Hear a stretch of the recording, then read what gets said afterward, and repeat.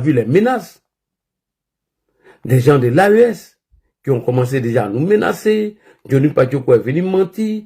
Et l'homme même qui a été cohérent parmi eux, c'est M. Keïta Ouma qui a dit la vérité que nous allons écouter ici. Keïta Ouma. Au Mali. Et puis il mène le combat de la France contre la transition ici, ou au Mali, au Niger, ou au Burkina. Mais il y a longtemps, on l'a braisé. En tout cas, un Français qui Alors, fait pourquoi ça. on fait ça chez eux là-bas? C'est tout. Si vous êtes allé chercher l'argent, cherchez votre argent et puis fermez votre bouche. Si vous voulez faire politique, revenez chez vous, faites votre politique. Parce que ici, là, c'est qu'est-ce qui va se passer? Prions Dieu. Je vous jure au nom de Dieu. Ouattara peut, la nuit la mettre, faire lever un juge, un procureur. Tout de suite, vous portez un dossier contre notre petit frère. Tout ce qu'on est en train de dire, c'est fini. On va remettre tout de suite le petit aux autorités ivoiriennes. Et Dieu seul sait ce qui va l'attendre. On a vu ce qui arrive à Peter 007. On a vu l'autre là. Comment il s'appelle? Le gars qui était à Mauritanie là. Voilà. Toi, au moins, c'est assez lucide. Tu ne peux pas rester en France et tu te dis panafricain et jeter de l'anathème sur les autorités françaises. Tu ne peux pas rester là-bas et demander à l'AES de venir commettre des bêtises. Et j'entends des Burkinabés dévoiler leur stratégie, demander à ce que les gens viennent se lever contre le régime d'Alassane Ouattara. Et vous avez écouté Johnny Pachoko. On écoute Pachoko. L'ami de Gbagbo Koné, qui par magie, Il a fait monter maintenant. le visite hier soir, donc hier nuit. Et comme il est venu à la police attendait. Gbagbo Koné va les accompagner. Et qu'est-ce qui se passe? La police là, si vous voulez les interpeller pour une question de contrôle de routine, on est d'accord? Vous les contrôlez les deux. On ne contrôle pas un pour laisser l'autre. Mais on laisse l'autre et on contrôle Gbagbo Koné. Et on prend Gbagbo Koné. Au moment où il commence à crier, son ami qui est venu le visiter, qui l'a accompagné là, cet ami-là ne dit rien. Tu n'as rien dit, on a pris Gbagbo Koné, on l'a mis dans une voiture. On est parti à lui. La nuit là, tu n'as pas alerté Johnny. Tu n'as pas alerté Soulé. Tu n'as pas alerté Osimon. Tu n'as alerté personne. Et c'est le matin que tu viens alerter les gens que non, il a été arrêté. Fermez vos micros quand vous montez. Tout simplement. Ça s'appelle de la sorcellerie parce qu'en réalité, tu fais partie du plan commun. En réalité, là, tu fais partie du plan commun. Mais j'aimerais dire ceci. Gbagbo Koné est, comment on appelle ça? Dans les fichiers de la police française, il est considéré comme étant un terroriste. Ah bon? Je le dis. Parce que nous avons nos gars dans cette police-là.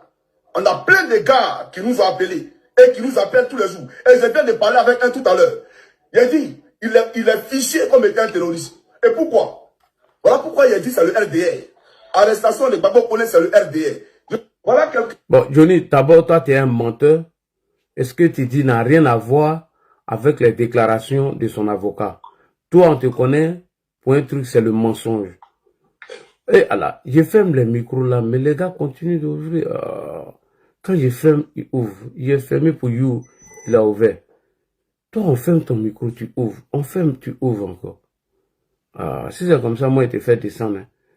Si il ferme ton micro, il faut laisser ça comme ça, jusqu'à ce qu'il te donne la parole. Alors, donc, pour conclure rapidement, M. Johnny Pachoko, toi, tu es un menteur. Qu'on a des amis qui sont à la police française, que Gbagbo Koné, il a un fichier de terroristes. Toi, tu es malade. Toi, tes amis vont prendre ces informations confidentielles et puis toi, ils vont te donner.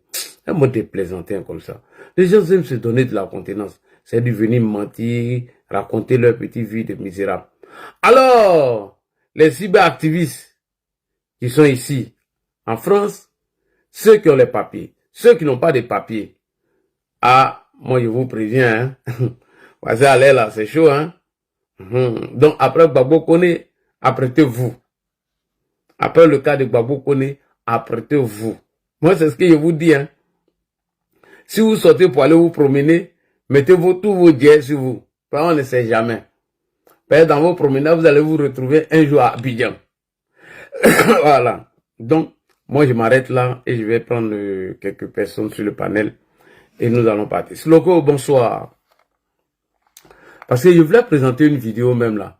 Il y a un gars là, il a eu QTF, quitté le territoire français. Et ce dernier là, Sa femme, elle est française, mais elle est enceinte de 5 mois.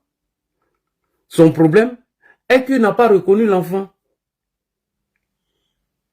C'est ça seulement qu'il a gâté. Un Tunisien qui a enceinté une Française. Le fait de ne pas faire reconnaissance anticipée, donc, ils vont le jeter pour ça seulement. Alors que la femme enceinte et la grossesse fait près de 5 mois. La reconnaissance anticipée se fait à partir de 3 mois. Voilà. Mais malheureusement, le gars n'a pas fait. Donc, maître, vous pouvez aller chercher la femme, vous allez du tout, mettre des trucs dans son oreille, tout ça là. Mais ils vont vous demander les preuves. Puisque Johnny Pachoko dit qu'il est un des yeux des terroristes et des trucs là-bas. Ah, donc ça va faciliter le reste de l'arrestation. Et donc, chers frères et sœurs, nous allons donner la parole à M. Sloko. Mais avant de commencer, avant de donner la parole à Sloko, j'ai entendu Bloko ce matin sur un panel que je voulais l'interpeller ici. Bloko, personne ne se réjouit de l'extradition de quelqu'un. Non. Bloko, personne ne se réjouit du malheur de quelqu'un. Mais quand tu viens sur un panel et tu dis, sur 2 panels déjà, le panel du relais de la désinformation des sorties de Johnny Pachoko, qui est ce John, le petit frère de Soulé, quand tu arrives sur ce panel, tu n'as pas remarqué qu'à chaque fois quand Johnny sort, c'est eux qui sont les pages relais. C'est eux qui doivent venir relayer ces fausses informations. Quand tu arrives là-bas pour dire que toi, tu n'es pas d'accord avec ce qui arrive à Gbagbo Kone, que parce qu'il s'est exprimé et on veut le rapatrier. Mais c'est grave ce que tu dis. Ah ouais, c'est grave. Toi, tu penses que quand Gbagbo Kone dit qu'ils n'ont qu'à fabriquer cocktail Molotov pour aller brûler les gens? Ça, c'est de s'exprimer ça. Quand il traite le président de la République d'être et qu'il était le caniche de temps, Bloko, toi, tu es content d'attendre ce genre de choses? Non, il faut arrêter, s'il te plaît. Et d'ailleurs, les frères t'ont interpellé, c'est parce que tu es un frère ivoirien. Ces gens de sujets-là, pardon, il faut t'éloigner de ça, c'est très important. Allons-y, monsieur Sloko. Est-ce que Sloko est là ou bien on va aller avec You? Oui, je suis là. Ah, d'accord, allons-y, rapidement. Bonsoir, Laïe. Bonsoir. Là, tu m'as muté dans les commentaires par inadvertance. Parce que je vois qu'il ne veut pas commenter. Non, c'est bon, mais il a enlevé les commentaires parce que les gars signalent. Ah, Il a enlevé pour tout le monde. Parce que c'est à travers les trucs de commentaires là, ils signalent. Ils avaient déjà commencé à signaler. Ah, ok, d'accord. Voilà, c'est pourquoi il a enlevé tous les commentaires. Comme ça, il ne peut pas signaler. Jusqu'à nouvel ordre. Je vois, je comprends. Ah, donc ça faisait 2 jours quand même. Oui. En tout cas, j'avais participé. Merci pour l'éveil, merci pour la communication. Là, dis-moi, avant d'abord venir sur les propos de l'avocat et de la communication du PPAC, je voulais d'abord m'indigner concernant la position que la France a prise en dernier. C'est-à-dire, la France devrait, le gouvernement, disons, la décision qui a été prise maintenant contre ceux qui font de la propagande et qui veulent voir l'Afrique à feu et à sang, ou bien qui veulent voir en tout cas la France dans tous les États. Devrait prendre cette décision depuis fort longtemps. Moi, en tout cas, je justifie ma position. Quand Kone Gbagbo dit à certains peuples, ou bien à certains Ivoiriens, de prendre des bombes artisanales et de jeter sur la police, comment est-ce qu'il faut les fabriquer, ce monsieur, on devait les ramener à l'ordre. Mais je suis aussi heureux, quand je dis heureux, si la France a vu certains manquements, c'est une bonne chose. En tout cas, c'est une bonne chose. Parce que les choses ne doivent pas rester impunies. D'aucuns diront non, nous sommes en train de politiser ça. Ça n'a rien à voir avec la politique. Quand tu veux voir un peuple un pays qui doit brûler parce que toi, ton leader n'est pas aux affaires, ça, ce n'est pas de la politique. Si c'est la politique, on ira sur le point politique. Et nous, c'est sur le terrain politique, on les attend. Avec les débats, avec les sujets vraiment qu'on peut aborder. Qu'est-ce que ton leader propose? Qu'est-ce que mon leader propose? Mais à partir du moment où ça quitte ce terrain-là, vraiment, ce n'est plus de la politique. Et comme ce n'est plus de la politique, les actes qu'il a eu à commettre, il a eu à poser, il va aller purement simplement répondre de ses actes. Quand il dit que non, le président français, je paraphrase ces termes, ils ne sont pas même moi, on n'arrive pas à faire un enfant, tu les traites de quelqu'un qui est impuissant. Donc, la chose qui est sa vie privée, tu vas aller justifier ça également. Quand tu dis que non, quand Macron est parti en France, il a été humilié, quand tu c'est-à-dire, faire des choses de la propagande, de la diffamation, et tous ces actes-là sont punis et condamnés, en tout cas par, je connais pour la Côte d'Ivoire, et condamnés par la loi ivoirienne, je ne connais pas pour la France, mais il ne sait pas compter sur quoi. Et puis, ce qui est aussi bizarre, je rentre maintenant dans le fond de certaines explications. Ce qui serait bizarre pour son avocat, c'est qu'il ne dit pas la vérité à son avocat. Je reviens sur le cas des comptes. Tout le monde a des comptes quand nous sommes en Occident. Effectivement. Et puis, tu ne peux pas, bon, comme tu as dit pour la France, quand tu arrives, que tu demandes l'asile, peut-être ils peuvent t'aider parce qu'ils doivent déposer de l'argent sur ça. Mais oui, quand tu as des papiers, que tu ouvres un compte, la banque peut au grand jamais fermer ton compte sans te signaler. Oui. Je prends mon cas, je prends un exemple. Quand j'ai perdu ma mère, je devais aller au pays. Je prends mon cas, et ça c'est un cas particulier. Je devais aller au pays. J'ai eu à chaque fois quand je fais des dépôts, ben, je retire de l'argent qui est au-delà de 1000. Tu peux pas d'abord te retirer au-delà de $1000. Quand tu retires au-delà de 1000, d'abord tu as une notification. Et moi, par inadvertance, j'ai commis des erreurs. Donc, mon compte a été fermé. Et quand ils ont fermé mon compte, ils m'ont demandé des justifications. Et quand je suis revenu, j'ai dit le nom de la banque, c'était Anliton. Ceux qui sont aux États-Unis peuvent comprendre, c'était Anliton. Ils ont fermé le compte. Et quand le compte a été fermé, tous mes chèques sont venus. C'est-à-dire, on t'envoie une lettre, on dit ton compte a été fermé. Dans un délai de tel, tu vas recevoir ton argent. Donc, on t'envoie une notification. Mais quand lui il dit qu'il a été notifié, et jusqu'à présent, c'est-à-dire, on ne lui donne pas les raisons, d'abord c'est un mensonge. Et ça serait très difficile pour son avocat de le défendre sur la base d'un mensonge. Ça, c'est un premier mensonge. Quand tu veux qu'un avocat te défende, même si tu n'as pas raison, leur droit, c'est de défendre leurs clients. Ils vont gagner l'argent. Ça, c'est leur droit. Même s'il sait que son client a commis un crime impardonnable, un crime que tout le monde a, en tout cas, un crime qu'on ne peut pas commettre. Que ce soit le VOL, qui sait que son client a commis ça, c'est condamné par toutes les lois internationales. Mais il sait que son client a commis ça, son client a eu à faire ça, il va le défendre quand même. Mais si toi déjà de base, à la base déjà tu ne lui dis pas la vérité, il va te défendre sur quoi? Il va te défendre sur le mensonge. D'abord le mensonge, toi et ton avocat n'avez pas la même version. Ça c'est déjà un premier truc vraiment qui n'est pas bien. Et Gbagbo connaît. Lui il dit une chose et l'actuel, je dirais, le nouvel ami de l'AUS, je parle de Johnny, lui dit autre chose. Johnny dit que c'est le RIDP, Gbagbo connaît dit que c'est l'État français. Maintenant, la nuance qu'il voulait faire ici, c'est que les gens sont dans la manipulation, dans le mensonge. Même si quand quelqu'un ne s'attend pas avec sa femme au bout du monde, ils vont dire que c'est le président Ouattara. Mais alhamdoulilah, Dieu merci, cette fois-ci, c'est l'État, bon, c'est la France qui a eu à poser des actes contre Gbagbo Koné, c'est pas la Côte d'Ivoire, mais Johnny dit que c'est la Côte d'Ivoire. Maintenant, je vais chuter sur ça. Concernant cette histoire de compte, pour ma part, hein, ça c'est ce que je sais peut-être. Peut-être je peux me tromper. L'institution financière, je pense que ça n'a rien à voir avec l'État. Pas du tout. Les institutions financières fonctionnent à travers les règles établies par l'État. Mais pour dire que l'État va s'ingérer dans des affaires financières, ça, je ne suis pas sûr de ça. Donc, si tu as eu un problème, parce que dans son narratif, il a dit que si l'on voit que son compte a été fermé, c'est que c'est Macron qui veut lui faire quelque chose. Moi, il dit c'est faux. Parce que l'institution financière, avec l'État, je pense que les institutions financières, mais elles sont privées d'abord.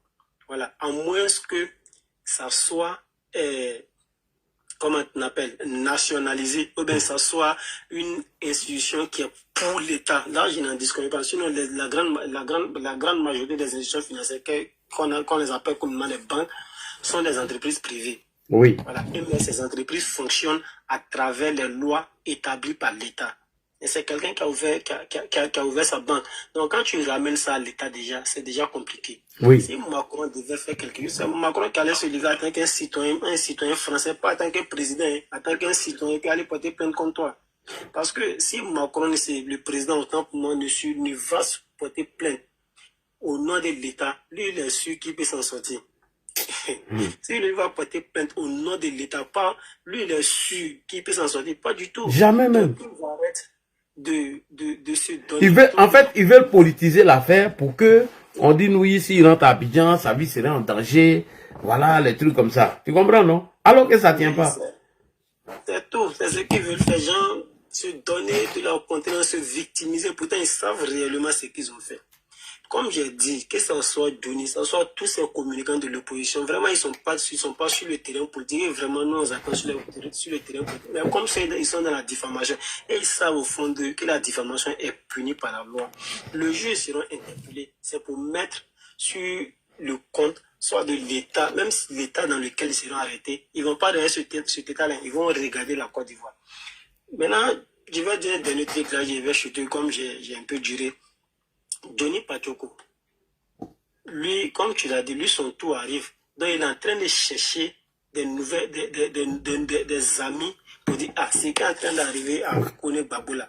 Moi, je sais. Et puis, il se donne tellement de la contenance. Il a des amis au sein de la police française. Voilà quelqu'un, vraiment, qui se donne tellement de la valeur, même si tu lui demandes là, même dans le service secret des États-Unis, lui connaît des gens là-bas. Le service secret même de l'Israël, il connaît des gens là-bas.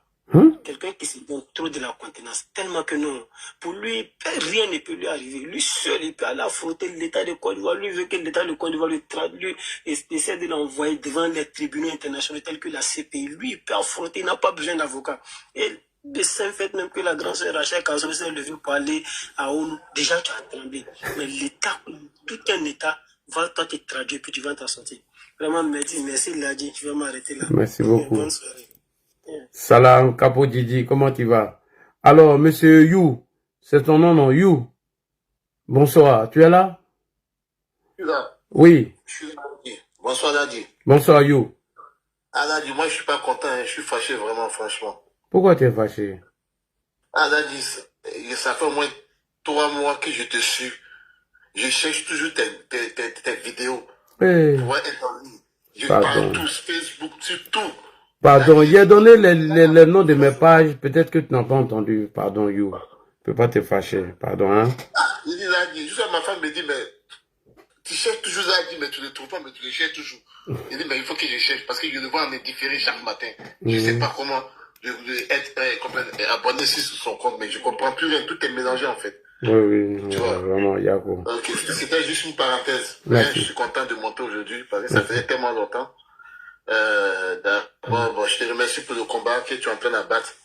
Franchement, on te soutient, bon, on t'encourage toujours, on est toujours là pour toi. Hein. Tu es la voix des sans-voix. Voilà, tu es la voix du président.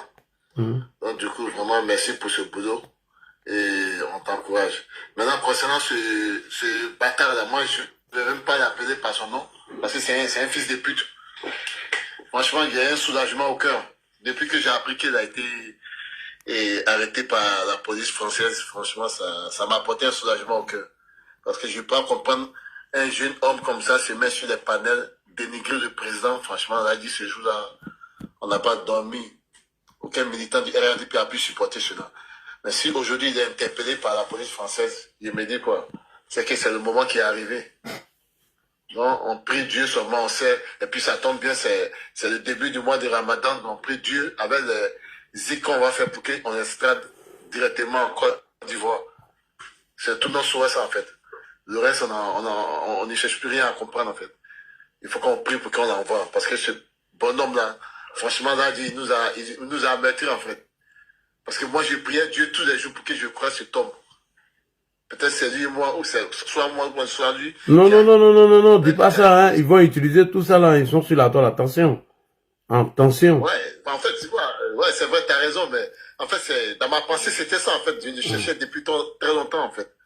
Mais déjà, la police française est en train de faire pour nous. Parce que si tu dis ça, ils vont couper ça pour dire, voilà, quand on vous dit que sa vie est tant, tu vois. Faites très attention à vos communications. Hein. C'est vrai, je suis d'accord avec toi. Faites très attention. Les émotions. Eux, ils ont des astuces pour pouvoir politiser, pour dire voilà, voilà, voilà. Sinon, moi, il peut dire ça depuis, mais je ne le dis pas. Faut faire attention. Ouais, t'as raison, François. Allez, vas-y. Je retire ce mot. Mais, tout compte fait, Dieu merci, il a été arrêté. Et on attend la suite. Bon. Après, j'ai pas vu ton introduction. Bon, juste, j'ai vu un petit détail. Donc, du coup, bon, je suis monté pour voir le fait que tu me diriges plus sur tes comptes pour que je puisse m'abonner. Bon, c'est LC Communication BIS 2 sur Facebook. Oui. LC Communication BIS 2. Ça, c'est Facebook. Ladi Shérif sur YouTube. Il y a Ladi Info. Oui. Et LC Communication aussi sur TikTok. Merci. Ok, d'accord. Merci, Ladi. Là, comme j'ai pas suivi l'introduction, c'était ma part, en fait, d'intervention. Merci et bonne continuation. Merci. On va aller avec Black 75. Il y a du monde en bas. Les gars, tapotez, sécurisé. Black 75. Ladi, salam alaikum, ça va? J'espère que vous portez tous bien, mais Tous bien. tu peux passer la parole parce que là, je suis dans des zones non... De turbulence. De turbulence, exactement. D'accord. On va donner la parole à Bedos Ouattara. Bonsoir, Bedos Ouattara. Bedos. Bonsoir Ladi. Bonsoir. Ça fait un moment que je te suis sur ton panel. Ok. Ok, vraiment merci beaucoup pour tout ce que tu fais, pour la Merci. communication. Merci. Ok, donc vraiment je voulais intervenir sur le cas de Suleiman Gbagbo. On vous écoute. Il dit je voulais intervenir sur le cas de Suleiman Gbagbo. Oui, oui, on vous écoute, il n'y a pas de problème. Ah, ok. Vraiment moi je me réjouis pour le travail que la police a abattu pour nous. Et il a insulté Emmanuel Macron aussi. Hein. Oui, oui. J'ai Je entendu. me réjouis. Pour moi ce n'est pas un malheur. Parce que pour moi c'est la malédiction qui lui suit. Insulter un chef d'État, mais au contraire, là, ce qui même me fait mal, c'est la classe politique. Parce que il y a l'un de ces vidéos où tu as montré, il disait que le parti même l'assume. C'est la position du parti. Mais aucun Continuez d'intervenir, hein. J'ai reçu un coup de fil urgent là, donc je me lève un peu. Allez-y, on vous écoute. ne condamne cela. Même les partisans de PPAC même ne condamnent pas cela. Voilà, donc vraiment, moi je me réjouis de son arrestation. Ok. Vraiment, je voulais m'arrêter là pour l'instant. Voilà. Effectivement. Donc je laisse. Ouais, les gens vont dans tous les sens. C'est ça aussi le débat. Les gens vont rentrer, ils vont donner des alibis. Ils peuvent même enregistrer ton panel pour dire voilà, ça là c'est un porte-étendard du parti au pouvoir. Et voilà ce qu'ils ont dit sur leur panel. Donc il est en danger. Tu comprends, non? C'est ce qu'il a dit au premier intervenant. Voilà, donc quand les intervenants, tu les vois, ils commencent à devenir, tu leur dis non. Il a eu un autre QTF. Oui. Il a demandé l'asile. J'ai montré tout ça dans mon développement. Hein. On dirait qu'ils n'ont pas vu. Mais tu les regardes de quoi? Il dit qu'on s'en tient au fait. Voilà, on s'en tient au fait, c'est tout. d'accord. Tout le monde sait qu'il a reçu un autre QTF. Voilà pourquoi il est comment on appelle, RCA là. Comment on appelle là, le truc de rétention administratif là. Donc, nous là, on rentre pas, on sait que c'est vrai que c'est un représentant d'un parti politique, mais c'est pas dans ce cadre-là. C'est ça? Et comme tu l'as bien démontré, oui. Si c'était l'État de Côte d'Ivoire qui avait besoin de lui, on allait passer par des commissions rogatoires, effectivement. Avec la France. Effectivement. Donc, il faut recadrer en fait. Quand tu vois que les gens vont dans tous les sens, il faut leur dire non. D'accord. Ok. Il a eu un OQTF, Mais on lui a demandé de quitter le territoire, il n'a pas quitté. Les gens l'ont pris, aujourd'hui, c'est de ça qu'il doit répondre. Voilà. C'est tout. Voilà, même si tu te réjouis qu'il se retourne, tout ça là, ça fait rien. Mais le thème était là, que j'ai bien recadré, j'ai bien montré pourquoi est-ce qu'il a arrêté. Et les propos de l'avocat, j'ai essayé de dire qu'il y a des contradictions. Mais tu sais, le gars là, quand ils vont monter, ben, je cherche le daba, voilà, tant. Mais on dit de rester sur le sujet. Et l'avocat même a fait un communiqué. Restons dans le sujet, c'est très important. Donc, merci beaucoup, mon frère. Hein. Il n'y a pas de problème. Ok, il n'y a pas de problème. Merci. Je suis les questions, ok, il n'y a pas de problème. On était avec qui là tout à l'heure? On était avec un gars là, on dirait. Il est là? Il vient de descendre, alors qu'il est pas. C'est moi, il est descendu? Ah, mais est-ce que c'est lui qui intervenait? Bon, il n'a qu'à refaire sa demande. Non, lui, il avait fini d'intervenir, lui, il a fait descendre. Il parlait de lui qui parlait tout à l'heure là.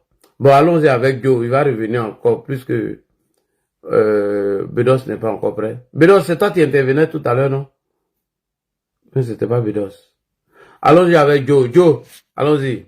Oui, Bedos a fini, il a dit. Ah, il a fini. Allons-y avec Joe. Jomo, allons-y avec Jomo. C'est Jomo. Oh, c'est ça, il vu du Joe là. Jomo. C'est quel Jomo même?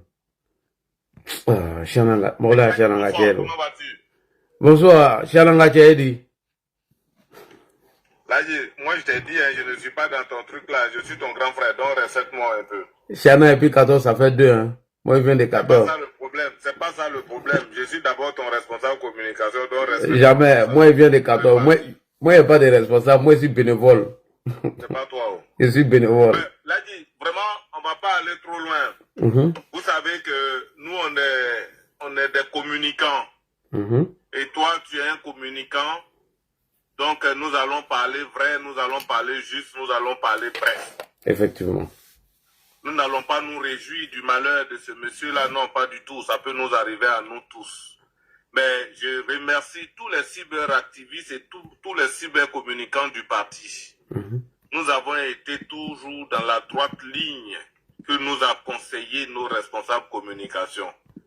Faire de la communication juste et vraie. Sans injure. Sans allégation. Mais vous savez, c'est ce que je suis en train de dire. Ce qui est arrivé aujourd'hui à M. Gbagbo Koné, c'est ce qu'on appelle la communication forcée. La communication forcée, c'est quoi? C'est dire, faire plaire aux gens, mais ne pas dire la vérité. Essayer d'embrouiller le monde. Et comme il n'avait pas d'argument, il fallait inciter tout le monde. Sachant que nous y étions, la communication, la déontologie, il fallait qu'il les respecte. Il ne l'a pas respecté. Les gens disent qu'ils sont allés le prendre au pied de... Mais il était suivi depuis longtemps, ce monsieur. Il était suivi depuis longtemps. Nous sommes à une période aujourd'hui en France où la France même regarde chacun de nous. Et la France n'a même pas besoin même de faire enquête 2 jours pour aller te prendre. La preuve. Le pauvre monsieur qui vient d'être accusé, son soi-disant le petit qui allait lui rendre visite, il est descendu et tout ça. Oui, oui. C'est des conneries. Il était suivi depuis longtemps. En tout cas. Il était suivi depuis longtemps, l'a dit. J'ai un ami de l'opposition aujourd'hui qui m'a dit, qui était avec eux, hein, qui m'a appelé, je l'ai appelé comme ça, je lui dis bonjour, il me dit oui, normalement même ce qui est en train de faire durer, parce que les dirigeants, enfin les responsables du CIA qui sont arrivés, c'est dans le même avion, ils devraient partir. J'ai dit mais c'est faux, les ministres sont venus dans des avions différents, d'autres sont descendus dans Corsair, d'autres sont venus dans Air France. Est-ce qu'on a affilié un avion pour cela? Il faut arrêter de dire les mensonges aux gens. Il faut arrêter de dire les mensonges. Gbagbo Koné a été arrêté de par son propre chef. La tension qui se trouve aujourd'hui entre la France et les États-Unis, la Côte d'Ivoire a quoi avoir dedans? Gbagbo Koné, pardon. Gbagbo Koné, sa bouche est allée dans ça. Malheureusement, sachant que c'est une grosse tension entre ces deux puissances.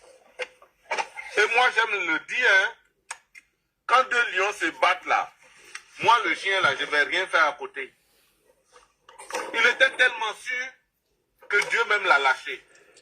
Le fait que n'est pas, c'est pas de gaieté de cœur des personnes. Mais lui-même, il va se poser des questions. Est-ce qu'il a bien fait ce qu'il devrait faire pour qu'il arrive à ça? Gbagbo Koné était devenu trop virulent.